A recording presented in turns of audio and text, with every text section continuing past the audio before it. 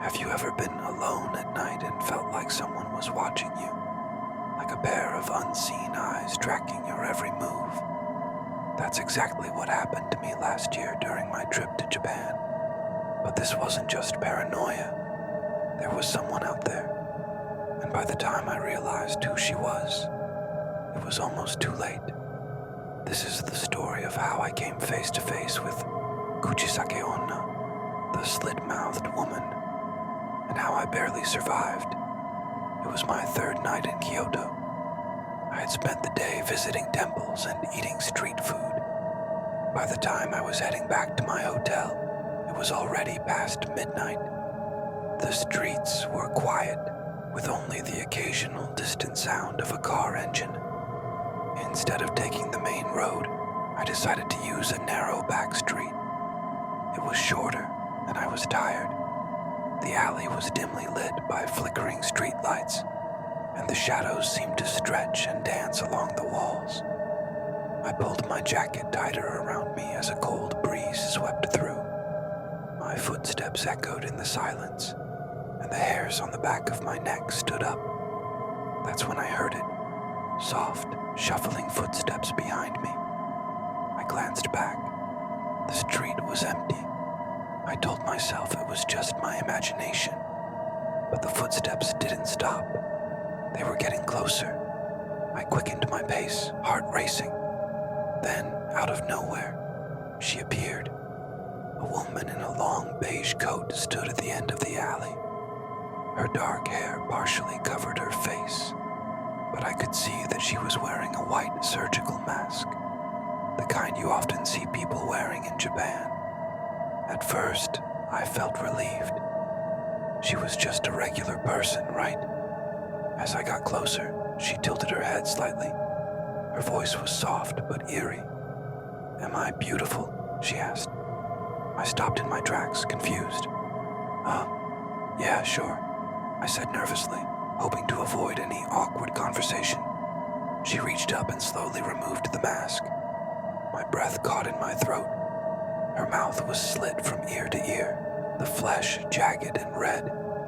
Her teeth gleamed in the dim light, and her lips curled into a grotesque smile. "Even now," she whispered. Panic gripped me. My instincts screamed at me to run, but my legs wouldn't move. Before I could react, she lunged at me, a pair of gleaming scissors in her hand. I stumbled backward, barely dodging her attack.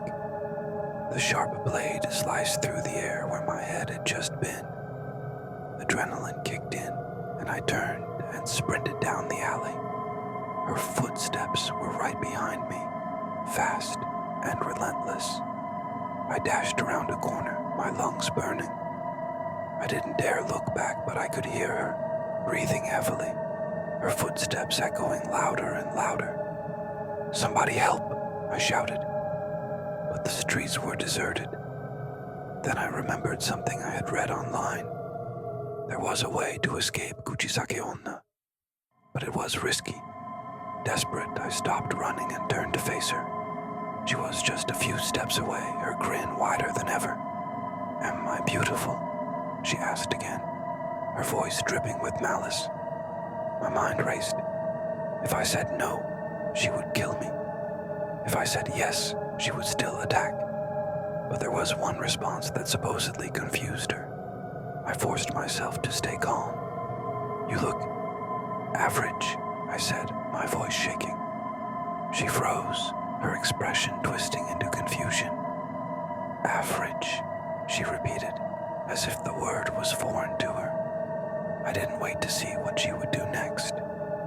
While she was distracted, I bolted down the street, my heart pounding in my chest. I didn't stop running until I reached the brightly lit lobby of my hotel. The security guard gave me a concerned look, but I couldn't even explain what had happened. For the rest of my trip, I avoided walking alone at night. But even now, back home, I can't shake the memory of her face, or the sound of her voice. Am I beautiful? I wonder how many other people she's approached. How many didn't know the trick to escape? Some say Kuchisake Onna is just an urban legend, A scary story to keep kids from wandering the streets at night. But I know what I saw. Was it a ghost? A hallucination?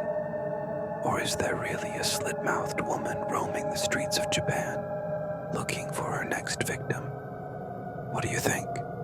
Let me know in the comments. And remember, if you ever hear that question, be careful how you answer. If you found this story chilling, don't forget to like, subscribe, and share your thoughts. Stay safe out there.